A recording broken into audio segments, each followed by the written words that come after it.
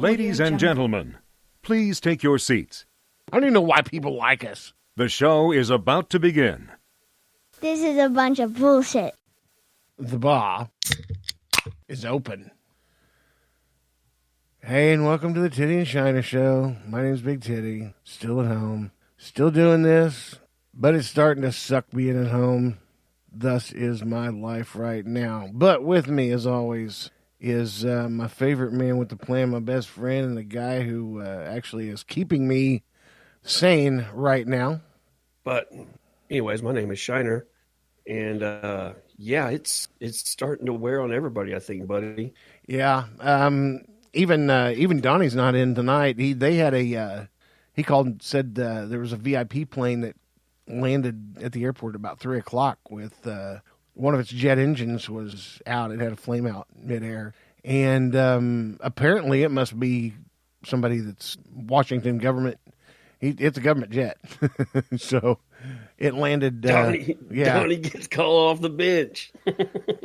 Yeah, he was like, "Man, I'm not gonna make it." And I was like, "Well, I tell you what, depending on what you do to that plane, it kind of depends on what party they are." If they're Republican and in a hurry, man, fix that summit. I said, if they're Democrat, get your ass to the studio. And they said stupid stuff for a while, tell them they're going to have to stay at the Motel 6 tonight. Whatever. But anyways, so he's not going to be here. And that's okay. We've done the show without him before. Shiner is still at the photo studios, and we're still practicing social distancing. We are. I'm still at the sound studios. We are definitely social distancing. We're social distancing by 47 miles. Yeah. Yeah. Better safe than sorry.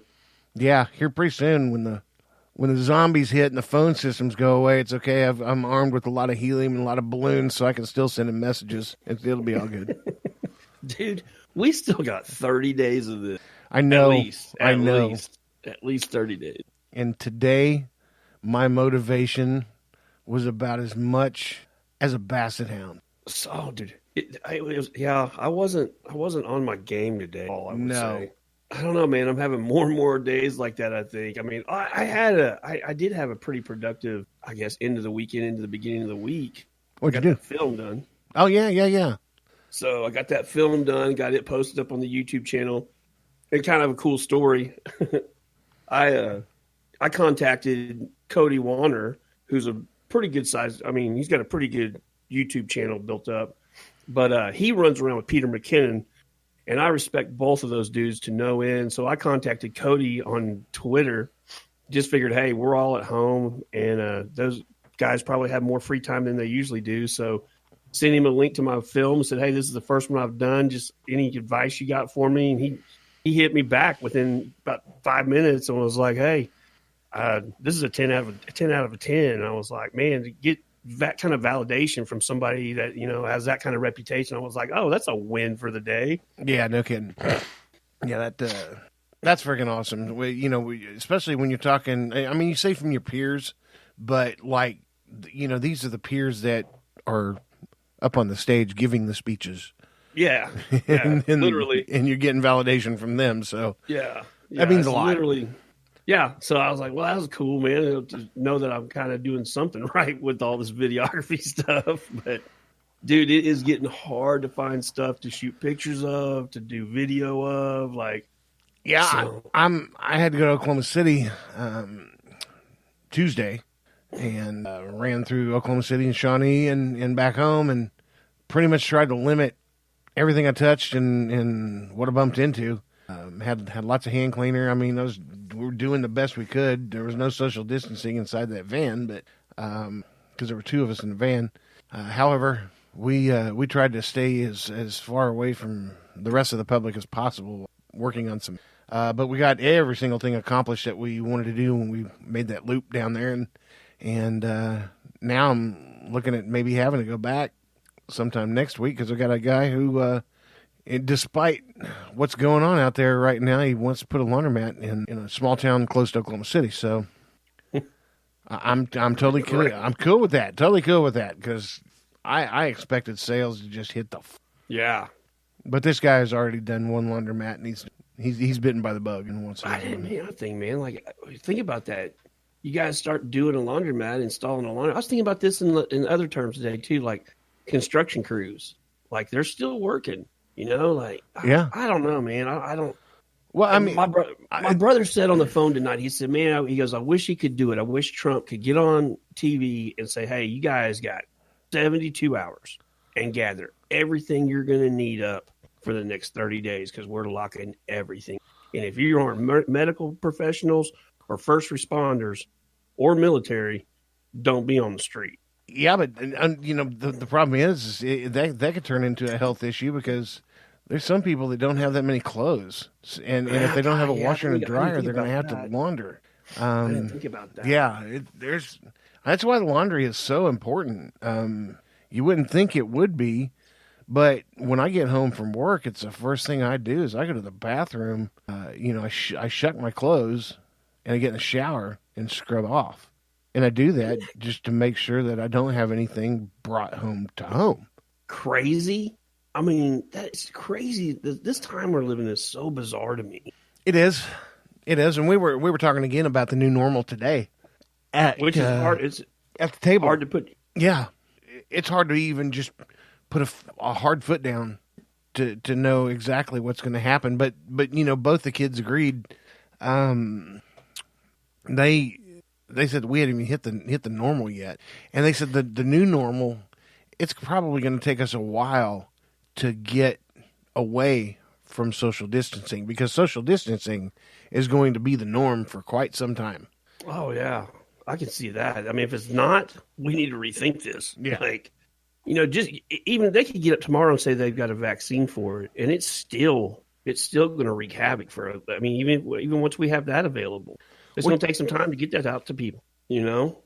I mean, we can't just snap our fingers and have it be done. Like, there's going to be some time involved in this. No, you're absolutely right because if even if they do come up with a vaccine, you're not going to have 350 million doses, and if you do, that's cool, but that just covers the United States. Yeah, You still got Canada, you still got Mexico, you still have Great Britain, Hawaii, and Japan, and Hawaii's starting to get lit up with it now too. I was wondering about that. Yeah, the Oahu and the Big Island. So yeah, Jeez, I think the only safe place, and to be honest, is probably the Aleutian Islands. they don't have any cases. They don't of it. have nothing. I did a little time in the Aleutian Islands when I was in the military. So Where the hell is that? Adak, it's off of Alaska. It's a chain of Oh, okay, yeah, okay. islands that kind of stretch out towards Alaska. And you ever watch a Deadliest Catch? Yeah. Okay, Oh, yeah. The one of the where those ships are fish out of is one of the islands on the Aleutian chain. So that's the other way you could have been safe if you were filthy, had a yacht. When it started breaking out, just load everything up you can on that you're going to eat and head out to sea, throw an anchor, and Well, yeah, and those Deadliest Catch guys that film this, they start filming in November, and they're still fishing right now. So they've fished through this entire ordeal, and they may be the last Adam and Eve on Earth. Is damn dangerous. Are there any females on any of those crews? Yeah, as a matter of fact, one of the boats. Yeah, but unfortunately, she's the boat owner's daughter who's on the boat too. So, I'm sorry, bud. Yeah. You're going to have to go to the bow. right, gangbang and take a bow. Right, I got to save the human race, bud. that's just it. It's for the greater good.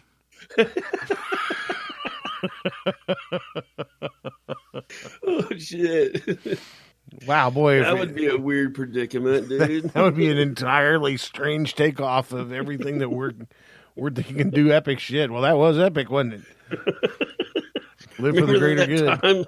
Remember that time we saved the human race? Yeah, that's fun, man. God dang. She tied it first. Man, I don't know. Hey, I was going to ask you this the other day. I don't know. I think you would have told me, but you don't know anybody that's got any symptoms or anything, do you? No, No, but I can tell you this much: there are way more cases in Springfield, Missouri, than there are around here. I wonder why. I think Springfield's got more cases than Tulsa. I wonder what's going on up there. Have you ever watched Live PD? Oh, well, that's a good point. Yeah. Although that show doesn't paint a very good light on Tulsa either. No, but the funny part about Springfield is Springfield keeps that pretty well hidden. I've been up to Springfield a bunch of times, and I'm like, everywhere I go is nice looking and all that mess. I don't see any of this. And they're like, oh, yeah, you got to be in the special part of town for that. So The Live PD part of town. Yeah.